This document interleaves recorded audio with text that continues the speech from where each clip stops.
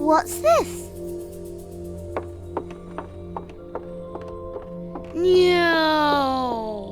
Bow, bow, boop, boop. La, la, la.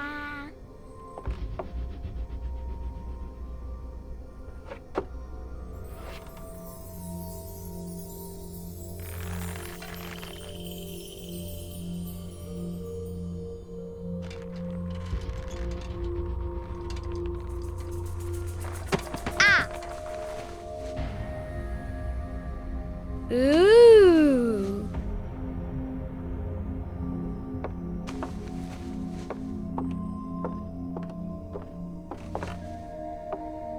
Oh, look! It's a book! Maybe it's a book about pirates with a treasure map. No, I don't think so. I wish that I had seen through all your lies. Oh, start from the beginning, not the middle. And so I decided to pick up my pen to relate the most disturbing episode of my life thus far. It all began early one morning in 1898, when Sherlock Holmes invited me to accompany him on a visit to the Marquis of Conyngham.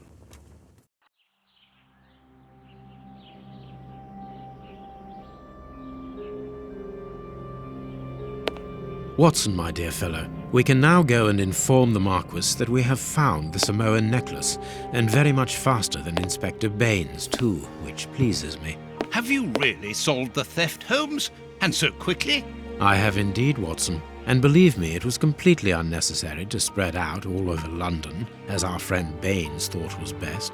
He likes to boast that his methods are equal to mine, but once again the outcome has contradicted him. After all these years of accompanying you upon your investigations, I thought that by now I should be reasonably capable of following your train of thought. But in this particular case, I must admit that I don't understand anything at all. Ah, you see, but you do not observe, Watson. There lies the difference. It is a matter of course. A matter of course? In the middle of the night, when everyone is fast asleep, the service bell within that room rings out and alerts the servants. They dress quickly and come running, but the door is locked and there is a strong smell of burning from within. A few seconds later, the master of the house himself, the robbed Marchioness's husband, the Marquis of Conyngham, arrives and unlocks the door using the sole key. A fire has started inside the room, but they have managed to arrive in time to put it out. It is at that moment that the Marquis realizes that the famous Samoan necklace, which had been safe within its glass cabinet only a few hours earlier, has now disappeared. In order to explain, let us confirm my theory before the arrival of Inspector Baines.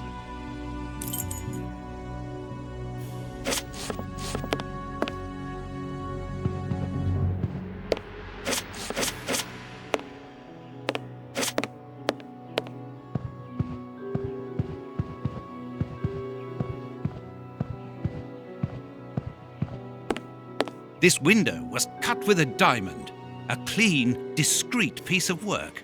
This is where the necklace was. See how tiny the hole is, and not one fingerprint upon the window.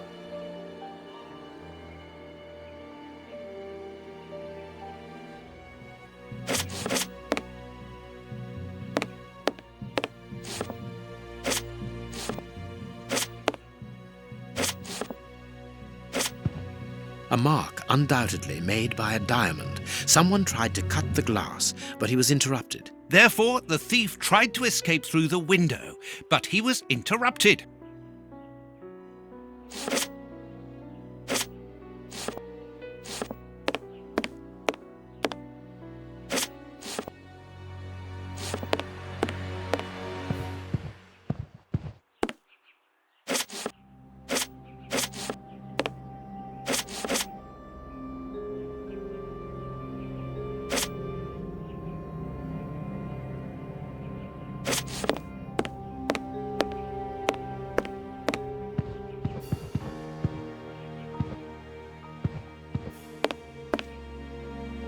A mark. Therefore, All the windows are locked. They've not been forced.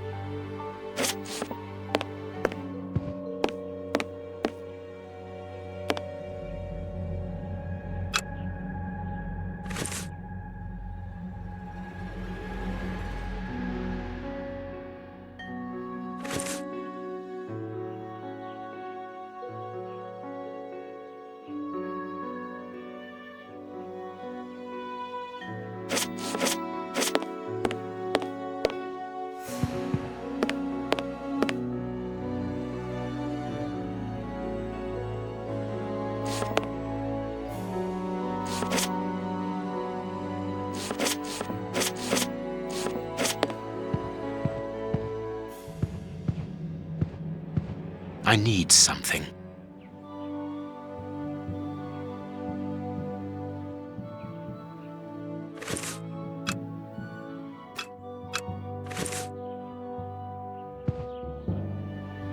Let us examine the crumpled scores that have fallen off the piano. These sooty... I don't understand.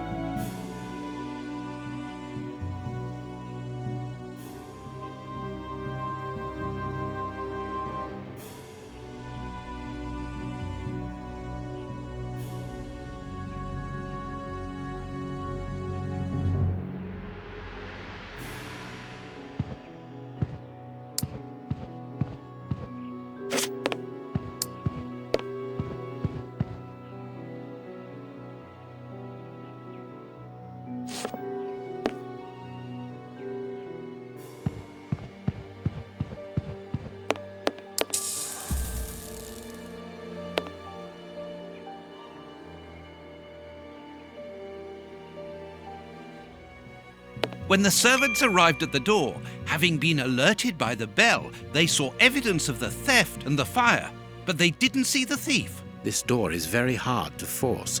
The Marquis is the only person to have the key. The thief could not get out through here until eventually, when the door was opened by the servants.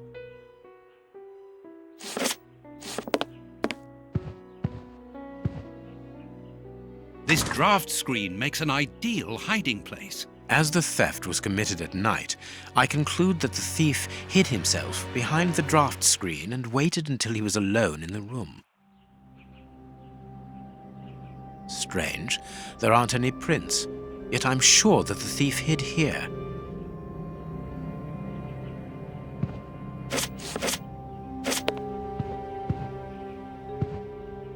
A candle.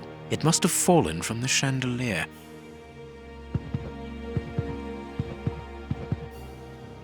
These documents are not very interesting, even though they're addressed to the Minister of Maritime Affairs. The Marquis himself.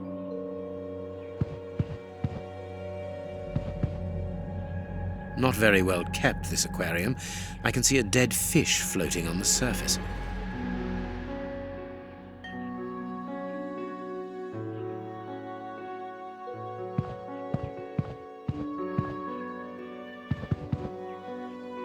Footprints. You are not going to get on your knees to examine them. There is no need. It is soot. The servants must have trodden in it while they were putting out the fire. The chest wasn't opened. The necklace wasn't in it. Heading towards his chosen escape route, probably the window, the thief knocked over the stool, which then caught fire. But why didn't he try to put the fire out at once?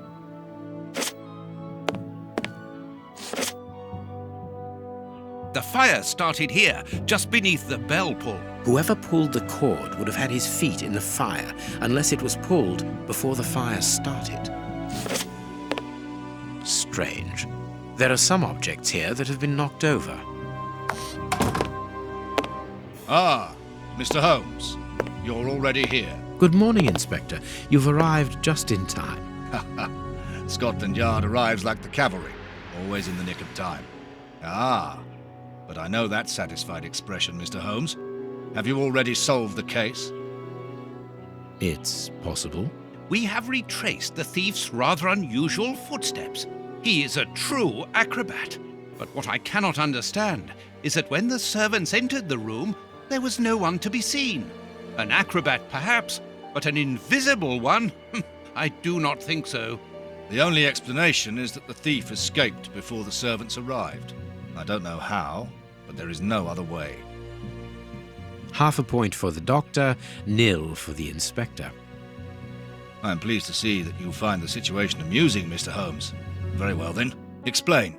Dr. Watson was correct when he mentioned acrobatics, but he is mistaken about the nature of the acrobat. As for you, Baines, you're quite incorrect, as the thief was in the room when the servants entered.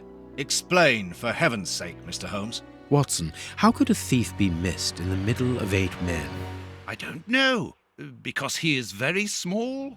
Stop teasing us, Holmes. Exactly, because he is small and remarkably agile. You're thinking of a monkey? And a trained monkey at that, without a doubt, a Leontopithecus rosalia from Central America.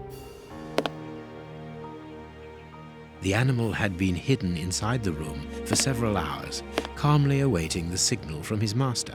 Once night had fallen and the room was empty, a high-frequency whistle alerted the monkey that it was time to begin the procedure for which he had been trained. The monkey emerged from his hiding place and used the point of a diamond to open the glass cabinet and steal the necklace. He headed across to the window by the chimney, but knocked over the stool, which in turn knocked aside the fire guard and started the fire.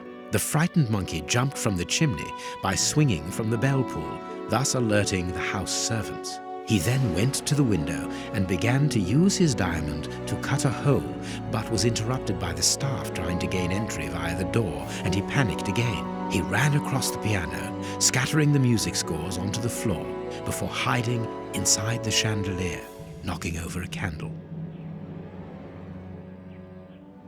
Finally, the servants and the Marquis entered the room, leaving the door open while they put out the fire. It was during the confusion that our agile little thief made his escape through the doorway. As simple as that. A brilliant explanation. Bravo, Holmes. And the necklace? I can see it from here, my friends. It's right in front of us. We have searched the room from top to bottom, Holmes. How were we unable to find it? Because we paid insufficient attention to the only victim of this affair. What victim? No one is dead? Yes, Watson, a poor goldfish whose destiny was to die, crushed by one of the most precious necklaces in England. The aquarium is just beneath the chandelier. I understand. The little monkey had likely hung the necklace around its neck and lost it when he leapt from the chandelier. The jewels fell into the aquarium, where they remain now.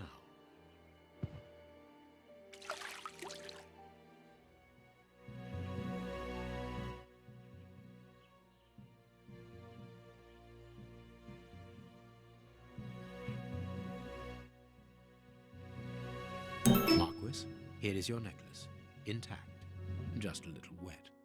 Mr. Holmes, this brilliant demonstration does credit to your reputation. Thank you so much, Marquis. Do you wish to verify the authenticity of your jewel? No, I recognize it. I have spent many hours admiring it, you know. Good. I will return it to its box and... Inspector, a bank has just been held up. You must follow me at once. Orders of Scotland Yard. What times? Sirs, duty calls. My regards, Marquis. And well done again, Mr. Holmes. There, the necklace is in its box. We've lost enough time here. Let's go home, Watson. Ah, very well, as you wish. A good day to you, Marquis. With pleasure, gentlemen. And once again, thank you.